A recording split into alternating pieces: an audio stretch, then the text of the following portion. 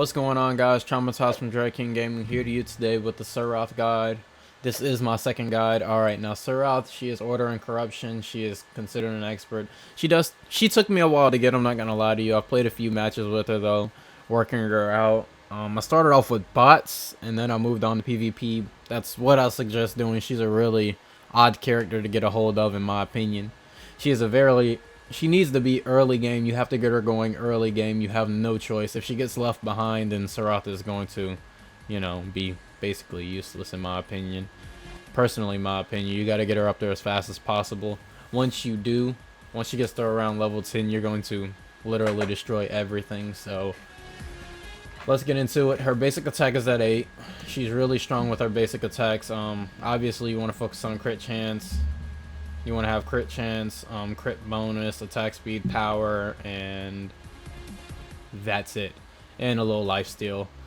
But her ability power is at 6 just because all the abilities she casts, kind of has to be. Her durability is at 2, which will be increased technically by the lifesteal amount that we have. Her mobility is at 5. She does have one skill that specifically moves her a lot.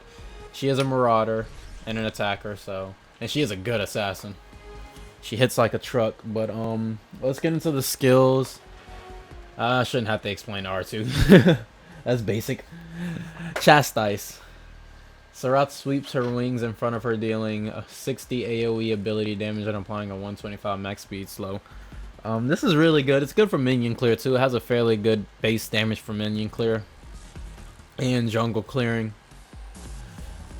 It's just all around pretty good. You cannot reduce the cooldown on it though, not that I believe. Just the damage and the slow.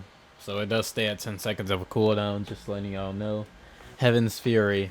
Serath hovers in place and hits each target in the area with a ghostly slash. Each slash does 58 basic damage. You can only hit one target at a time, and it hits another target every 0.2 seconds. There's a delay in between, just letting you know.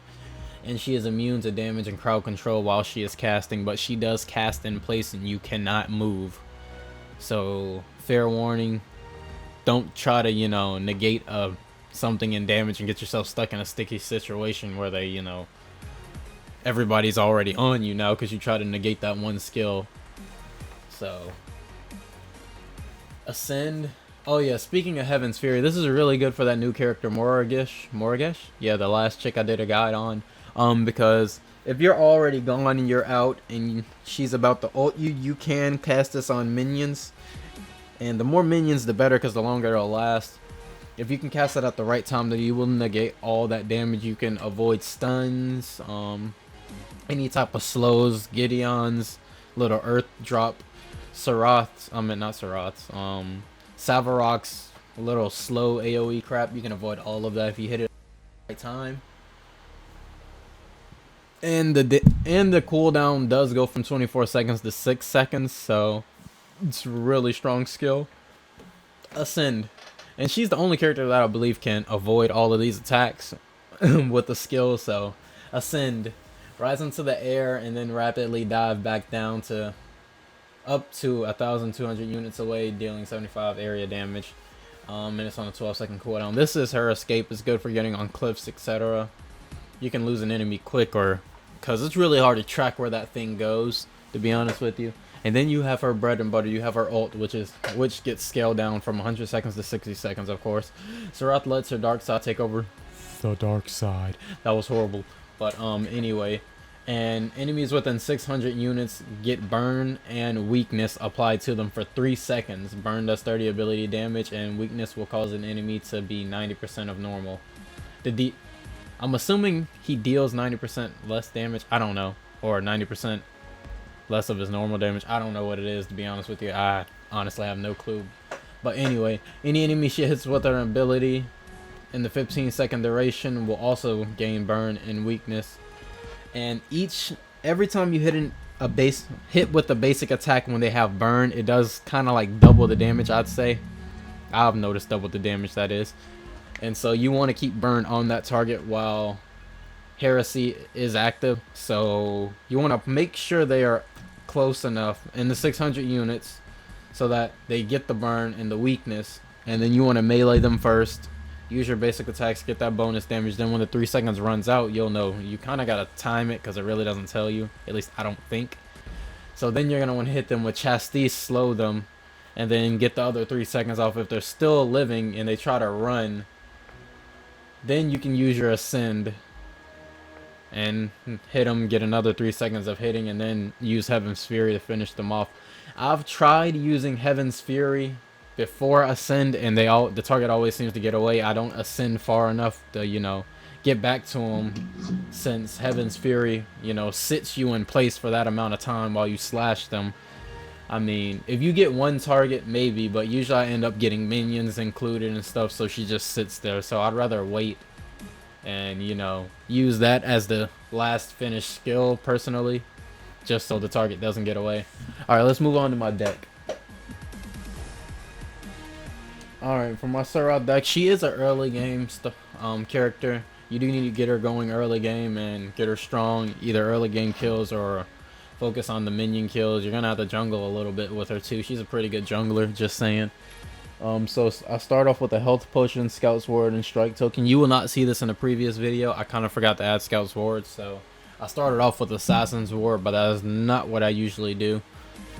So what I do first is, down here I have my 2 windcarver blades with 3 sets of 1 card point of power. So I get those 2 up. Then I go up here, I get voidsteel dagger up, which has basic pen in it, but it also have 3 sets of 1 card point of power. So you want to get that up.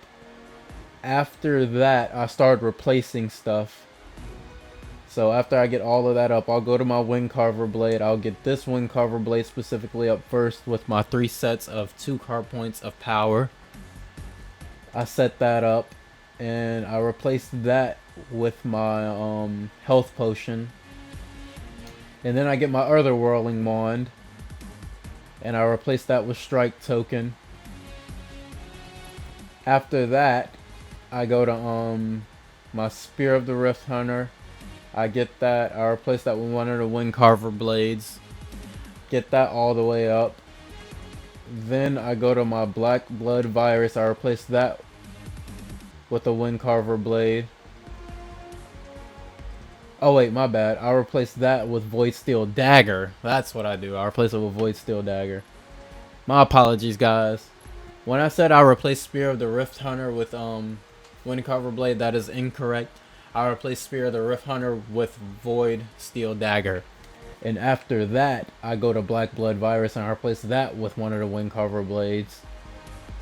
And then after that, then I get my last windcarver blade and I replace that in. And then I replace Assassin's Ward with Scout's Ward. Alright, now let's go through it. For Scout's Ward, I have 2 1 card point minor pierces. So, just to get a little basic pin in there. And then I have a card point of 2 just to get 5 lifesteal. I do run a little lifesteal in this build. I don't think it's too much, but my crit. Let's look at the rifthunter. It's better to show than explain. I run 3 sets of 4 card points. So in this total build, I have 60% crit chance, which I find is fairly good for myself. Not too much, not too little, and I still have room for my attack speed, my power. So, because you can't focus highly on crit chance, you know, since her ult does deal with her basic attack. You kind of want to have a mix between power and attack speed. You kind of want to have them sort of balanced, so to speak. So I have that. And then the rest is just self-explanatory, really. Whirling. My second whirling wand, I run 3 major kinetic, 2 strike, and another 2 strike. For whirling wand, my other whirling wand, I just run 3 sets of 2 strike.